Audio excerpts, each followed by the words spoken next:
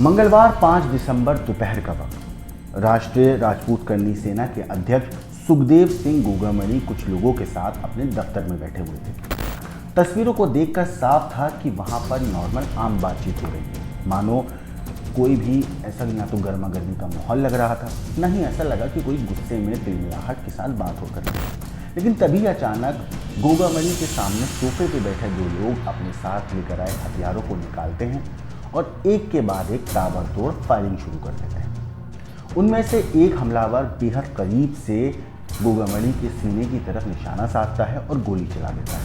वो गोली सीधी गोगामणि के सीने में लगती है, जिससे वो दो सोफों के बीच गिर जाते हैं बेसुध होकर। पहला हमलावर पहली गोली सामने बैठे गोगामणि के सीने में दागता है, वहीं दूसरा हमलावर बाकी लोगों के ऊपर भी फायरिंग करना शुरू कर देता है और महज चंद सेकंड के अंदर ही जो कमरा थोड़ी देर पहले एक नॉर्मल आम शांति से बिल्कुल नॉर्मल जहाँ पे बातचीत हो रही थी, महज चंद सेकंड्स के बाद वहाँ पर गोलियों की बौछार शुरू हो जाती है। एक के बाद एक कई सारी गोलियां दागी जाती हैं। कमरे में मौजूद किसी को भी संभलने का मौका नहीं मिलता।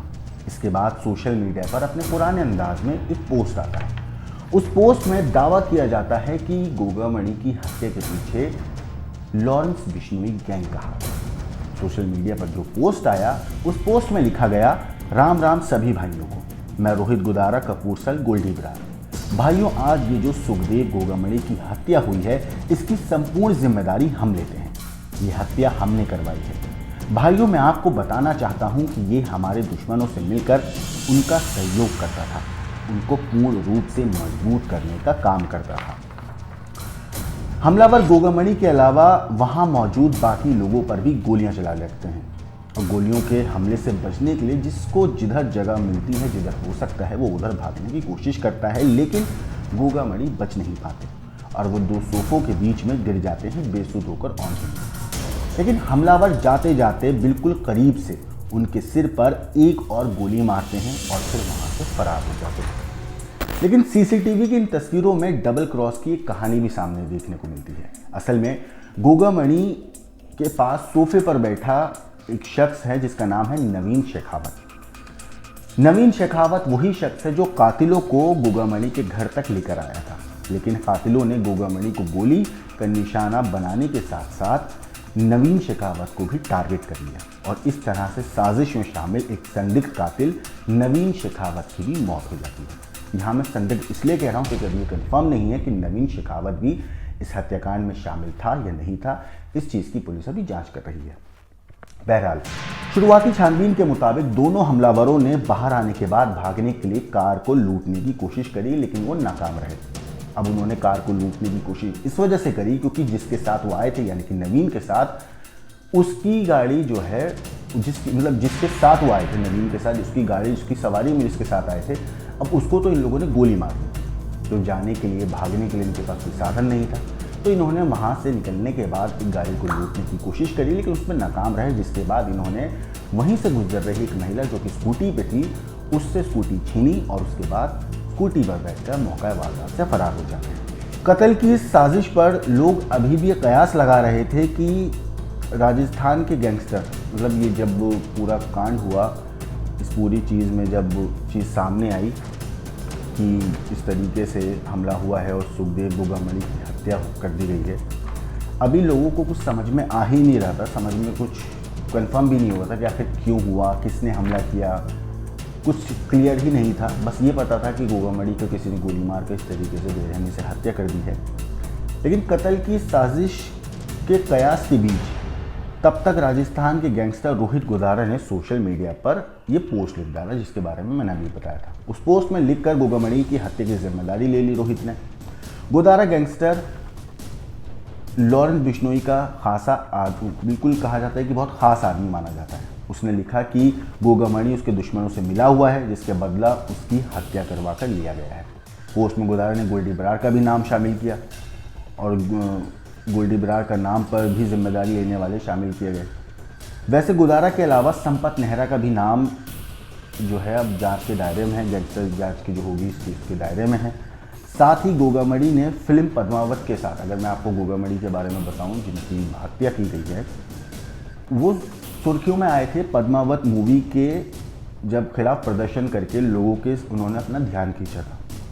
साथ ही आनंद पाल का जब एनकाउंटर हुआ था, जो कि राजस्थान के गैंगस्टर था बहुत बड़ा, जब उसका एनकाउंटर हुआ था उसके बाद भी उन्होंने प्रदर्शन करके उस जो आनंद पाल के एनकाउंटर के खिलाफ प्रदर्शन करके लोगों का ध्यान खींचा था। साथ ही आनंद पाल के बारे में कहा जाता है कि वो पहले लॉरेंस का बहुत करीबी था और बाद में उसके खिलाफ हो गया था, और कत्ल की पूरी साजिश का खुलासा होने में तो अभी खैर वक्त लगेगा, लेकिन कत्ल के तरीके और सामने आ रही जानकारियों को देखकर फिलहाल पुलिस इस मामले को गैंग वॉर की तरह ले रही है।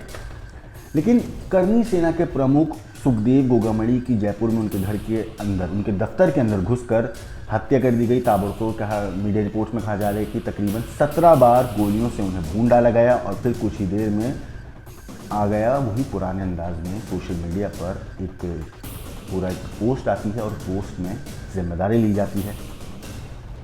जिम्मेदारी ली रोहित गोदारा ने। अब रोहित गोदारा के बारे में अगर मैं आपको बताऊं तो रोहित गोदारा राजस्थान के बीकानेर के लुड़करण का रहने वाला है और लॉरेंस गैंग के लिए काम करता है। गोदारा पर कहा जाता है कि 32 से ज़्यादा मामले दर्ज हैं। कुछ वक्त पहले गैंगस्टर राजू ठेहट की हत्या में भी रोहित गोदारा का नाम सामने आया था। मगर रोहित गोदारा ने हत्या की जिम्मेदारी ली तो इसमें कुछ भी नया नहीं है, क्योंकि बिश्नोई गैंग का सालों से एक ये पैटर्न रहा है कि वो हत्या के बाद सोशल मीडिया पर इसी तरीके से हत्या की बात को कबूल करते हैं। ये गैंग यही करता है कि हत्या करी और उसके बाद सोशल मीडिया पर बाकायदा पोस्ट डाला जाता है और पोस्ट में एक्सेप्ट किया जाता है कि इन लोगों ने हत्या करवाई थी। पिछले साल सिद्धू मूसेवाला, जो कि पंजाब म्यूज़िक, ना कि सिर्फ पंजाब के बल्कि ये कहना ठीक हो कि हिंदुस्तान म्यूज़िक इंडस्ट्री के एक जाने माने नाम था, उनके साथ भी इसी तरीके से गोलियों से उनको भून डाला गया था। तब भी पुलिस इस चीज़ की जांच कर रही थी कि बिश्नोई गैंग ने अचानक गोल्डी बरार, जो बिश्नोई गैंग का गैंगस्टर है गोल्डी बरार, उसने सोशल मीडिया पर पोस्ट करके सिद्धू मूसेवाला की हत्या की जिम्मेदारी ली थी। गोल्डी बरार वैसे तो कनाडा में रहता है, वहीं 7 समंदर पार से उसने इस पूरी साजिश की स्क्रिप्ट लिखी थी। मतलब सिद्धू मूसेवाला की जो हत्या हुई थी वो देश के बाहर बैठकर गोल्डी बरार ने पूरी प्लानिंग करी थी, और उस चीज़ में भी उन्होंने सोशल मीडिया पर यही लिखा था कि उनके दुश्मनों से सिद्धू मूसेवाला सपोर्ट करता था, इसीलिए उन्होंने सिद्धू मूसेवाला को मौत की नींद सुला दिया। आपको याद होगा कि दिल्ली के तिहाड़ जेल में भी कुछ ऐसे ही एक वाकया हुआ था जब गैंगस्टर टिल्लू ताजपुरिया की हत्या की गई थी, बल्कि जेल के पहरे के बीच दूसरी जेल में बंद कैदी टिल्लू ताजपुरिया की सेल तक आते हैं। बाकायदा जेल के अंदर ही चाकू, चम्मच, इन सब से हथियार बनाए जाते हैं और करीबन 107 बार टिल्लू ताजपुरिया के उन जेल में बनाए हुए हथियारों से उसे गोद दिया जाता है।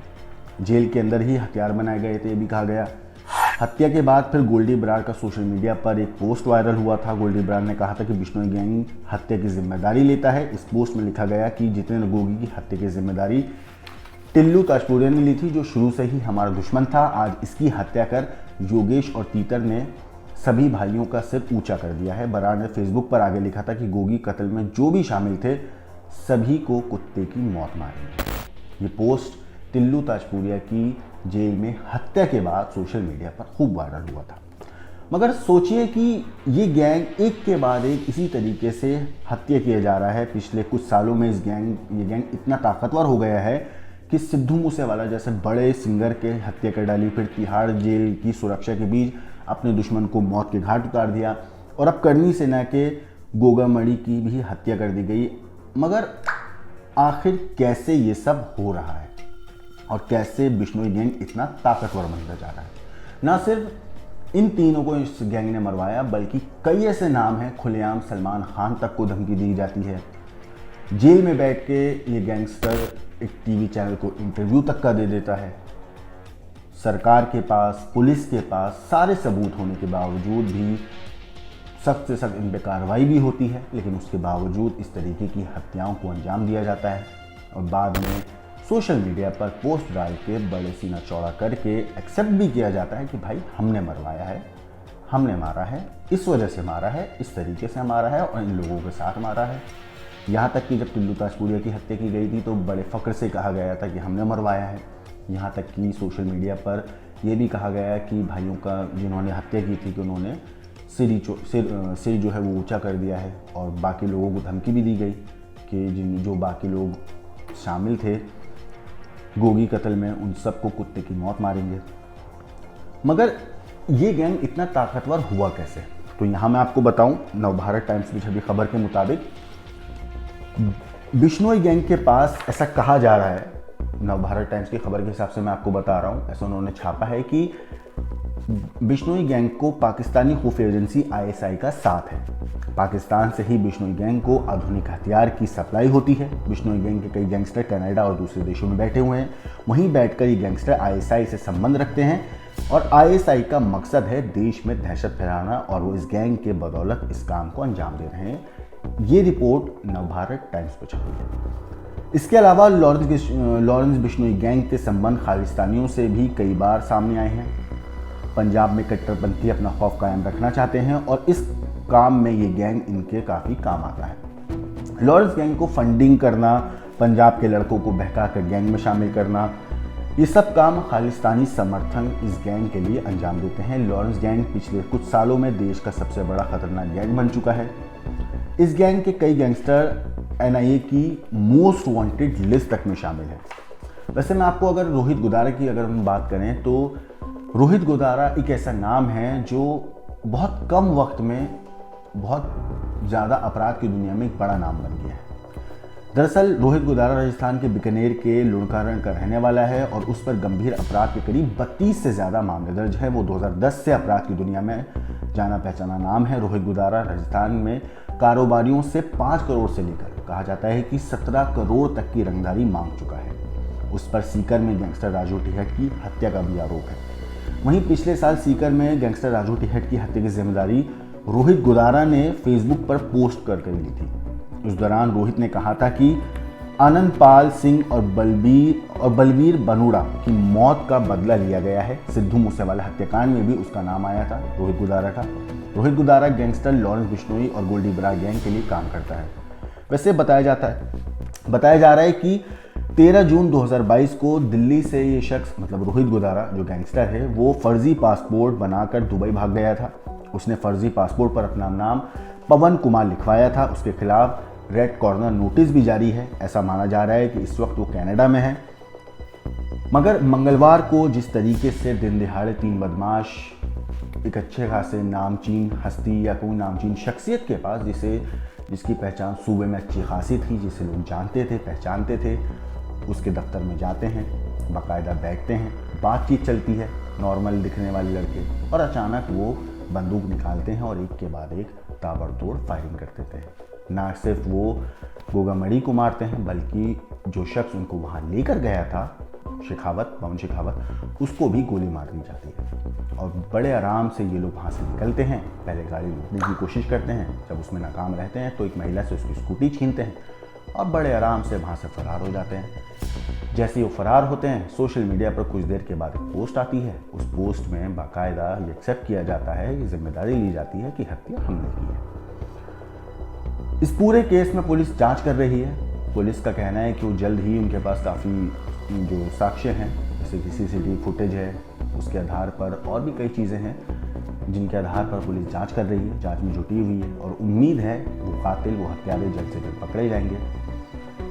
फिलहाल इस पूरी चीज़ के ऊपर आपका क्या कहना है, आपका क्या सोचना है, हमें कमेंट करके ज़रूर बताइएगा। बाकी देश और दुनिया की खबरों के लिए देखते रहिए